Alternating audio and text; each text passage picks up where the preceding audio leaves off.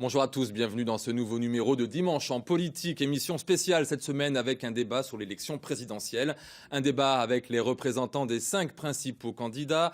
4 sont ici sur ce plateau, le 5e a accepté de participer en duplex depuis Niort. Il s'agit de Pascal Duforestel, premier secrétaire fédéral du Parti socialiste des Deux-Sèvres. Bonjour, vous soutenez Benoît Hamon et nous verrons que ce n'est pas tous les jours facile en ce moment pour vous par rapport au ralliement de certains socialistes vers Emmanuel Macron. Sur ce plateau, je reçois Enguerrand Delannoy, maire Les Républicains de Saint-Pierre-de-Maillé dans la Vienne et soutien de François Fillon. Bonjour. Bonjour. Face à vous, Frédéric Abrashkov, référent de la France Insoumise à Poitiers et soutien de Jean-Luc Mélenchon. Bonjour. Bonjour. Également sur ce plateau, Jean-Romé Charbonneau, conseiller régional Front National et soutien de Marine Le Pen. Bonjour. Bonjour. Enfin, Philippe Chadéron, un référent En Marche du mouvement En Marche dans la Vienne et soutien d'Emmanuel Macron. Bonjour. Vous êtes donc 5. L'émission ne dure que 28 minutes. Votre temps de parole est donc extrêmement limité dans le cadre de la règle de l'équité et non de l'égalité, je tiens à le rappeler. Le thème de ce débat est 2017, une campagne présidentielle inédite. Enguerrand Delannoy, elle est inédite pour pas mal de raisons. Et en ce qui vous concerne, les affaires qui visent François Fillon font partie de ces raisons. Est-ce que cela change la donne pour vous sur le terrain ? Quel est l'enjeu de cette campagne présidentielle, au fond ? L'enjeu de cette campagne présidentielle, c'est de faire en sorte que la France retrouve une économie conquérante, un État fort et une diplomatie efficace. Or, aujourd'hui, cette campagne présidentielle est polluée par des affaires dont on sait bien et dont on voit bien qu'elles sont téléguidées par une machination ourdie, comme l'a dit François Fillon hier, probablement et peut-être même par le président de la République. Comme une blanche. Et du coup, qui empêche de poser les bonnes et les vraies questions que les Français attendent. Sauf que sur le terrain, les militants sont confrontés à ce problème. Il y en a qui ne veulent même plus tracter parce qu'ils sont écœurés. Mais les militants sont volontaires, les militants ont des convictions, ils défendent un projet politique dont la France a besoin pour résoudre les problèmes du chômage, pour résoudre les problèmes de la sécurité et pour faire en sorte que la France retrouve son rang. Frédéric Abrashkov, votre candidat Jean-Luc Mélenchon plaide pour la fin de la Ve République. Est-ce qu'on a vraiment besoin de ça pour restaurer une confiance entre les Français et leurs représentants politiques? On le voit se réduire comme peau de chagrin. Eh bien, évidemment, oui, puisque on constate effectivement, avec ce que les journaux nous rapportent chaque jour, que la Ve République et ses représentants sont chaque jour plus discrédités. Et nous faisons l'analyse que ce n'est pas forcément qu'une question de personne, quoique la moralité est également une question individuelle, mais que c'est une question d'institution, puisque la Ve République est une forme de monarchie présidentielle, mais elle permet aussi à des parlementaires de ne pas avoir à rendre de compte en cas de soucis avec la justice, ou en tout cas de façon extrêmement faible. Et on parlera de vos propositions dans quelques instants. Ne vous inquiétez pas, Pascal Duforestel. Des nombreux parlementaires socialistes de Poitou-Charentes ont décidé, vous le savez, de soutenir Emmanuel Macron. Ça aussi, c'est inédit. Est-ce que la base suit ou est-ce que justement elle vous suit, vous?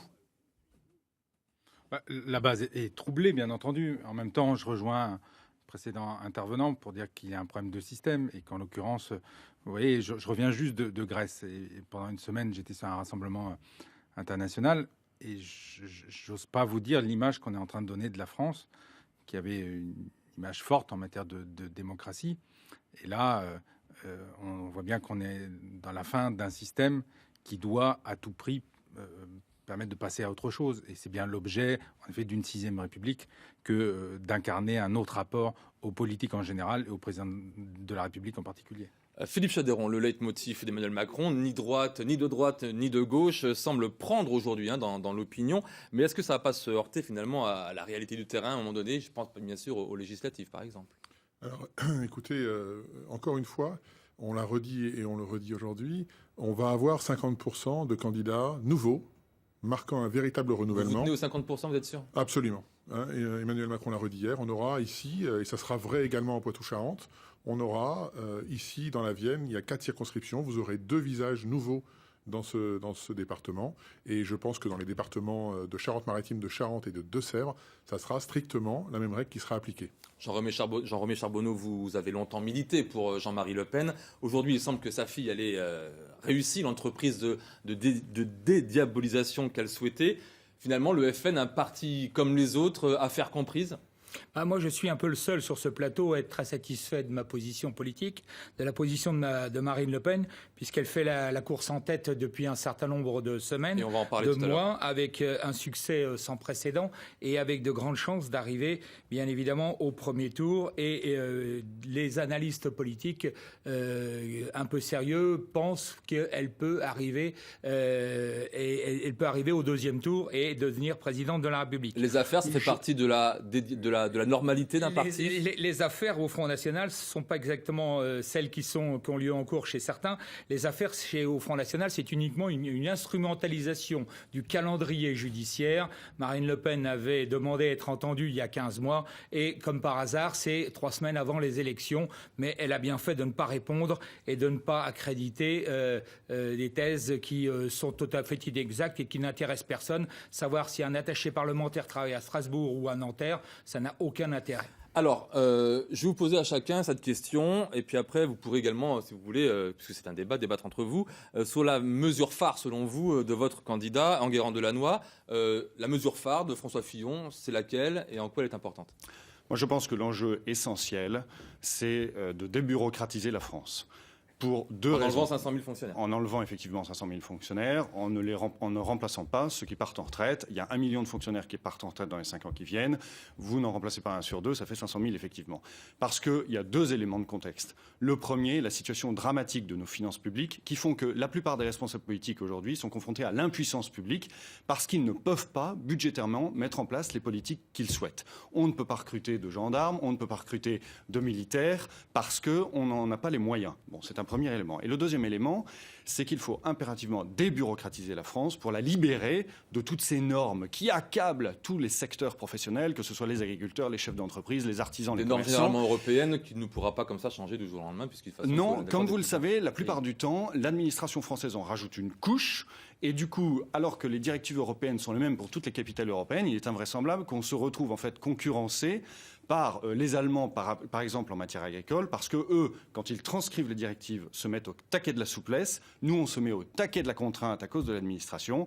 Et donc, on se retrouve concurrencé et en difficulté sur ces sujets. Donc, les normes, c'est essentiel. Pascal Duforestel, même question. Pour Benoît Hamon, quelle est sa mesure phare et en quoi est-elle importante ? On a beaucoup parlé du revenu universel, même si le candidat a eu peu l'occasion, à cause des affaires qu'on vient d'évoquer, de développer ce point-là.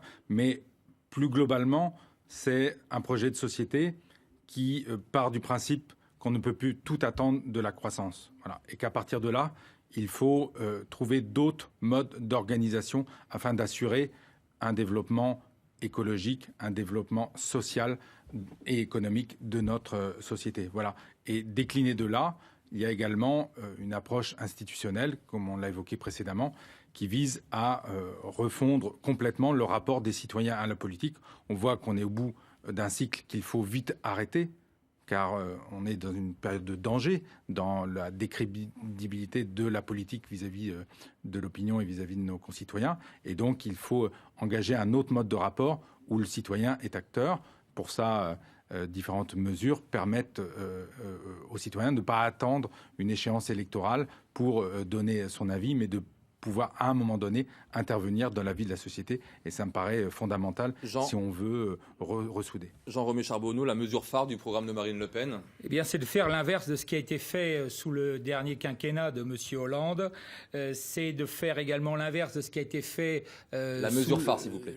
La mesure phare, c'est de redonner à la France son indépendance, c'est de renégocier tous les traités européens, c'est de rendre une France... On renégocie ou on renégocie dans un premier temps tous les traités européens et les traités internationaux qui redonneront à la France son indépendance, de façon à rendre la France beaucoup plus puissante dans ses décisions. Et ça va jusqu'à évidemment à la sortie de la monnaie européenne, de façon là également à pouvoir redevenir maître de toutes nos décisions en matière de sécurité, en matière de frontières, en matière d'immigration, en matière de chômage, en matière de réindustrialisation de la France. Frédéric Abrashkov, vous, la première mesure mesure du programme de Jean-Luc Mélenchon, c'est une constituante, une assemblée constituante. Oui, voilà, c'est la 6e République, la mise en œuvre de la 6e République pour redonner la souveraineté au peuple. D'ailleurs, je suis très content que Pascal Duforestel soit également un fervent défenseur de la 6e République.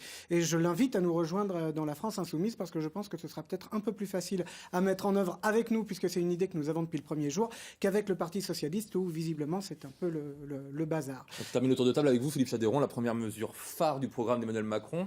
Alors, nous, c'est clair, le programme, c'est un programme progressiste qui libère et qui protège. Libérer, c'est quoi? Libérer, c'est supprimer le RSI, c'est redonner du pouvoir d'achat. Protéger, c'est quoi, pardon? Protéger, c'est donner un chômage universel, donner l'accès au chômage à tout le monde. C'est équilibrer les retraites pour tous les Français. Il n'y a aucune raison qu'il y ait des systèmes différenciés. Mesure, mais vraiment une mesure phare. Alors, une mesure, s'il y en a une qui est phare, pourrait vraiment que les gens comprennent bien. Alors, une mesure qui est phare, qui va dans ce registre, c'est l'éducation. C'est très important qu'aujourd'hui les jeunes qui sont dans les quartiers difficiles puissent avoir une chance. Donc il est essentiel que les jeunes en CP et en CE1 puissent, notamment dans les quartiers difficiles et surtout dans les quartiers difficiles, avoir une chance pour l'avenir. Et je pense que c'est peut-être ça la mesure phare qui symbolise le mieux le programme d'Emmanuel Macron. Pascal Duforestel, un sondage Ipsos pour le Cevipof de la semaine dernière fait apparaître une absence au second tour des représentants des formations classiques de droite et de gauche. Là aussi, c'est inédit dans la 5e République si jamais ça se produit. Qu'est-ce que cela vous inspire ? C'est en effet inédit et gravissime, car il y a un certain François Mitterrand qui avait l'habitude de dire que quand on n'est ni de droite ni de gauche, en général, on est de droite. Et en l'occurrence, ce que développe Emmanuel Macron ressemble plus à un retour vers la 4e République que vers une avancée véritable, vers une 6e République, où on est au moins deux à le défendre autour de ce plateau.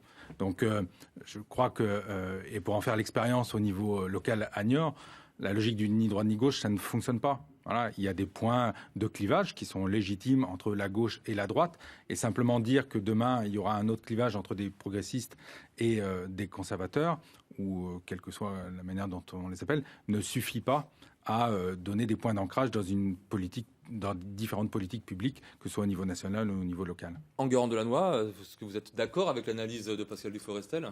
Je crois que d'abord qu'il faut être extrêmement prudent avec les sondages, parce qu'on a vu dans les dernières années... J'entends bien, mais vous êtes d'accord que depuis un bon moment, ils disent tous la même chose.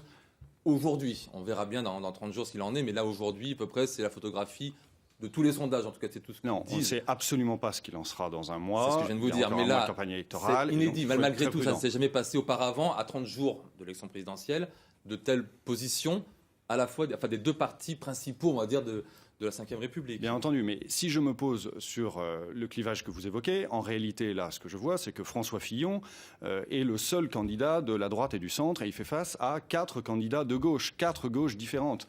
Quand vous regardez dans le fond des programmes, c'est exactement ça. Les uns veulent renationaliser EDF, d'ailleurs, plusieurs veulent renationaliser EDF, donc ça sent bon le programme commun de 1981.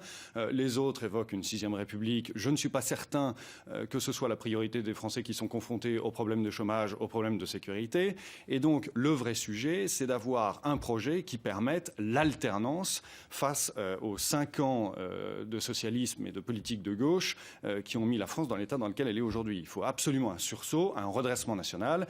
Et pour cela, eh bien, seul François Fillon, candidat de la droite et du centre, permet de répondre avec ses mesures énergiques et son projet de redressement national, de répondre aux besoins des Français. Alors je vais rebondir sur votre début de réponse. Il est vrai que les favoris des sondages, en tout cas depuis quelque temps, vaut mieux pas être favoris des sondages au départ. Jean-Rémy Charbonneau, vous, votre candidate, elle l'est, et elle l'est depuis très longtemps pour ce premier tour, en tout cas pour la qualification au second tour de la présidentielle.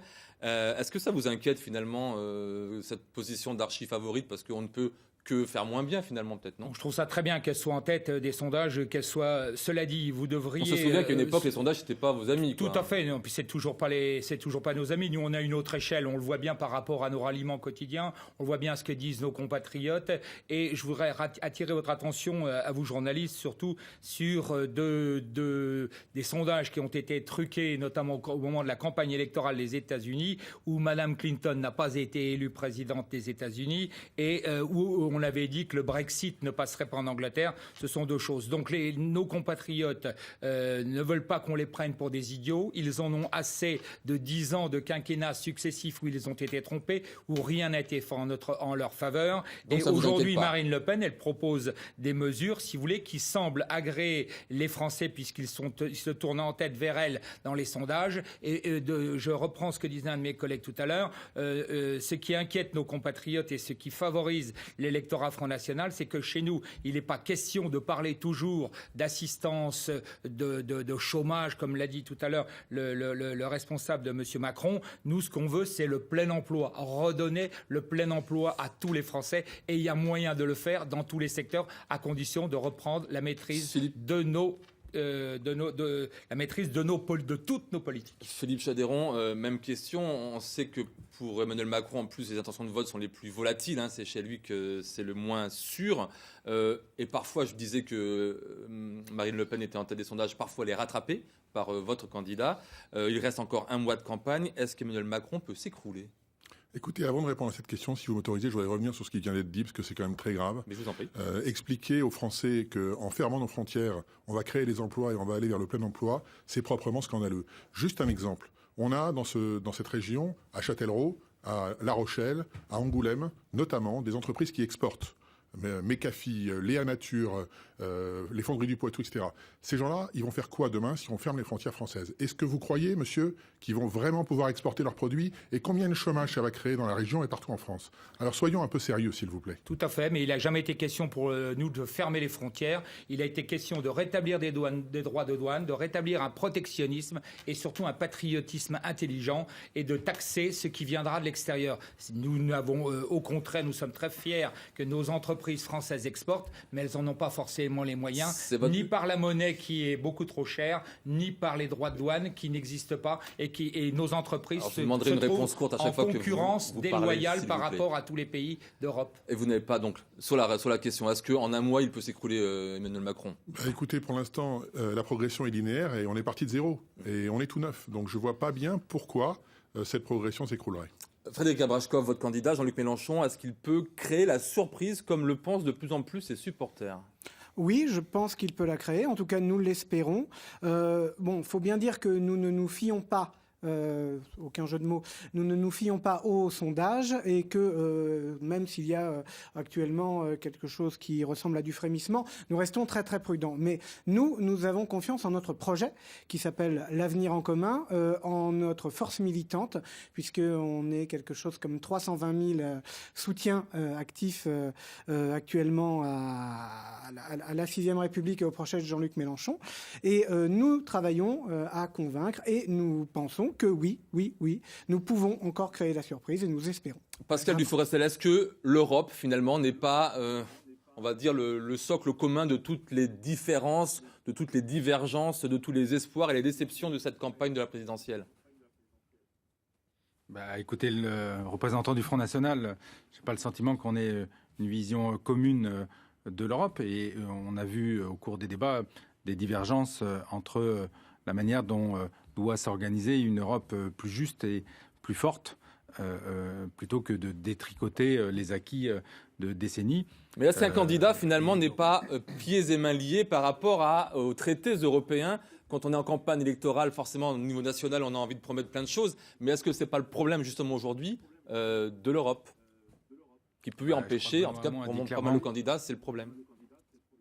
Je crois que Benoît Hamon a dit clairement comment il souhaitait s'en affranchir de manière raisonnable et afin de faire en sorte que ce ne soit pas un couperet qui tombe sur la tête des citoyens français, comme ce que j'ai pu vivre, comme je vous le disais encore la semaine dernière en Grèce. Frédéric Abrashkov, vous avez un petit peu d'autre temps de parole. Donc, sur l'Europe, alors, sur l'Europe, il y a le plan A et le plan B. Oui, nous avons effectivement le plan A qui consiste à renégocier effectivement les traités européens qui sont d'inspiration ultra-libéraux de façon très orthodoxe et de les renégocier en inversant le rapport de force et en étant véritablement très droit dans le souci que nous avons de maintenir des politiques sociales, des services publics. Donc, Plan A, on négocie. Si ça marche pas, plan B, on se retire de l'Europe telle qu'elle est aujourd'hui. On ne se retire pas de l'Europe. On met en place un processus de protectionnisme solidaire et on retrouve davantage de souveraineté. Un processus possible aujourd'hui par rapport au texte européen légal. À ce moment-là, nous nous mettrons en opposition par rapport au traité européen. Un commentaire. Mais le commentaire, il est très simple. On est en campagne électorale dans le cadre d'une élection présidentielle française. Comme je l'évoquais tout à l'heure, il y a une insuffisance du contrôle parlementaire dans la transcription des directives européennes qui fait qu'en réalité, on se tire des balles dans le pied en permanence dans la manière dont on fait la loi dans notre pays. Donc commençons par balayer devant nos portes avant d'accuser l'Europe, qui, je le rappelle quand même, est notre horizon commun et nous a permis de vivre pendant 70 ou 80 ans en paix, ce qui est un élément essentiel. Deuxième sujet, il est trop facile d'expliquer nos propres turpitudes en accusant l'Europe et Bruxelles de tous les maux. Est-ce que c'est de la faute de Bruxelles si on a une dépense publique qui explose? Non, c'est de notre propre responsabilité. Donc soyons sérieux, menons les politiques qui permettent de libérer la France et de libérer la France de ses énergies créatives et d'initiatives et n'accusons pas en permanence Bruxelles. Nous sommes là dans un contexte national, encore une fois, et c'est à nous de nous prendre en main pour relever la France et relever les défis des Français. C'est la raison pour laquelle, encore une fois, le projet de François Fillon est le seul qui est en mesure de répondre à cette urgence économique et sociale en matière d'amélioration, par exemple, des allocations familiales, la mise en place de la TVA sociale, etc. Le fait est que vous n'êtes finalement que deux aujourd'hui à être avoir des candidats qui sont favorables à l'Europe telle qu'elle est aujourd'hui. Philippe Chatterton, c'est le cas d'Emmanuel Macron. Pour vous, le système européen aujourd'hui, l'Union européenne aujourd'hui n'a strictement aucun défaut. Il faut continuer comme ça. Alors absolument pas, absolument pas. D'abord, je voudrais redire que l'Europe, c'est quand même la plus belle idée du XXe siècle. Il faudrait quand même pas l'oublier. Depuis la paix, depuis la guerre de la Deuxième Guerre mondiale, on est en paix en Europe. Ça vient d'être dit, et je pense que c'est bon de le rappeler. Deuxième point. L'Europe soutient toutes les régions de France et d'Europe. Ça, personne ne le dit, personne ne le sait. Donc on est aussi très mauvais en matière d'information pour le faire savoir. L'Europe est extrêmement présente sur nos territoires et ça serait bien de le rappeler. Troisième point pour répondre à votre question, l'Europe est évidemment perfectible. Elle doit être plus humaine, plus progressiste et moins ultralibérale telle qu'elle l'est depuis trop longtemps. Donc oui, il faut la réformer et surtout, ça passe par une réforme de sa gouvernance. Notre candidat, on a l'impression que tout se passe bien. Il ne remet pas en cause quoi que ce soit au niveau européen. Non, je vous assure que non. Regardez bien le programme. Nous avons une vraie ambition pour modifier la gouvernance de l'Europe en cercle concentrique, de manière à ce qu'il y ait quelques pays, 5 ou 6 probablement, qui prennent l'essentiel des décisions et qu'il y ait un second cercle de pays qui sont plus éloignés de nos cultures, de nos problématiques, de notre ADN économique et qui vont permettre de fonctionner tous ensemble. Il y a un vrai progrès à faire dans la gouvernance de l'Europe. Jean-Romain Charbonneau, en 2 mots, s'il vous plaît. Oui, l'Europe, c'est une vieille idée qui a 1500 ans et qui ne méritait pas de se terminer à Bruxelles par une armée de 30 000 fonctionnaires qui ont décidé de ce que nous pensons. Demandez si vous pensez que l'Europe est extraordinaire. Demandez aux agriculteurs ce qu'ils en pensent. Demandez aux grands capitaines d'industrie qui ont été obligés. Demandez de fermer leurs usines. Demandez aux pêcheurs de nos côtes atlantiques ce qu'ils pensent de l'Europe où on leur interdit de pêcher, etc. Chacun doit redevenir maître de son pays de façon à avoir une influence de progrès. Et contrairement à ce que vous dites, ce n'est pas l'Europe de Bruxelles qui engendre le progrès. Regardez la façon dont on soutient la Grèce, dont on a soutenu l'Irlande, dont on a soutenu l'Italie. Vous allez, oui, alors c'est quand même pas une réussite cette Europe. C'est pour ça qu'il faut la changer et aller à l'inverse de ce qui a été fait. Frédéric Abrashkov, il reste 1 minute pour chacun à peu près et un peu moins pour Jean-Romain Charbonneau. Cette élection présidentielle est inédite, on l'a dit. Est-ce que de cet inédit peut sortir quelque chose de favorable pour vous? Est-ce que vous le pensez? Oui, nous avons véritablement l'espoir que de cette élection sorte effectivement Jean-Luc Mélenchon vainqueur et qu'ainsi on puisse effectivement écrire une nouvelle page de l'histoire par la convocation d'une assemblée constituante qui nous mènera vers une 6e République plus juste, avec le droit entre autres de révoquer des élus, avec une nouvelle génération aussi de gens faisant de la politique et une plus grande implication citoyenne dans la vie politique du pays. Et quand on vous dit que légalement, institutionnellement parlant, ça va être compliqué d'appliquer ce que propose Jean-Luc Mélenchon, vous répondez quoi? Je réponds que rien n'est impossible quand on en a la volonté et la détermination. Philippe Chatterton, votre mot de conclusion, s'il vous plaît. Écoutez, déjà, je voudrais rappeler qu'ici, en Poitou-Charentes, On est pratiquement 5000 marcheurs, qui a 50 comités locaux qui sont sur le terrain, eux, contrairement à la plupart de nos candidats qu'on voit assez peu. Donc on est présent partout, on fait des réunions partout, on parle de notre programme partout. On n'a pas attendu les affaires pour démarrer la campagne depuis des mois et des mois. On a écouté le pays et on est prêt aujourd'hui à proposer un vrai programme progressiste, un programme humaniste, un programme qui sera très tourné sur le pouvoir d'achat des Français, ce qui nous semble essentiel. Et juste un mot sur l'agriculture. Sachez que c'est vrai qu'il y a un vrai problème d'agriculture aujourd'hui. On est très attentif au fait que les prix des matières premières retrouvent des plafonds bas, tolérables, qui peuvent faire vivre les agriculteurs. Pascal Duforestel-Agnor, votre mot de conclusion, s'il vous plaît. Écoutez, je pense qu'il reste 30 jours pour passer à une campagne positive, de mettre un peu de côté le mercato politique des différents transferts et les affaires de M. Fillon et de Mme Le Pen pour lire, comparer les programmes et engager une réflexion en positif sur ce que doit devenir la France et l'avenir de notre pays. Vous êtes optimiste concernant votre candidat. Il peut être encore aujourd'hui, selon vous, qualifié pour le second tour ? Bien sûr, bien sûr. Rien n'est jamais joué. Rien n'est jamais joué. Enguerrand Delannoy, même question. J'étais il y a quelques jours avec des agriculteurs, 15 agriculteurs. La moitié d'entre eux, s'il y avait une diminution des normes et une diminution des charges sociales qui pèsent sur le travail, sont prêts à embaucher. Donc le sujet qu'on évoquait tout à l'heure, sur la nécessité de débureaucratiser la France, de la manière débureaucratiser l'Europe, il s'agit là tout simplement de reprendre en main notre avenir de manière à avoir un État fort et une économie conquérante qui répondent aux premiers problèmes que se posent les Français, et notamment le chômage. Reprendre en main son avenir, un programme d'alternance qui est celui de François Fillon. Jean-Romain Charbonneau, rapidement, s'il vous plaît. Ce qui me fait plaisir au début de cette campagne électorale, c'est de voir tous les Français qui nous rallient, qui nous font confiance, parce qu'ils ont vu ce qui a été fait, ils ont vu les promesses qu'on leur a faites, ils ont vu les faux espoirs dans lesquels on les a conduits. Et aujourd'hui, de droite comme de gauche, beaucoup de nos compatriotes font confiance à Marine Le Pen, font confiance au Front National pour avoir cette fermeté de redonner à la France sa grande puissance et servir tous ces gens qui nous rejoignent servent vraiment comme des patriotes. Allez, encore plus qu'une minute et il vous reste un petit peu de temps de parole à vous deux. Quand on dit que cette campagne est inédite, elle l'est pour vous, j'imagine également. Comment vous voyez les semaines qui arrivent très rapidement, Frédéric Abrashkov? Vous voyez ça comment, vous ?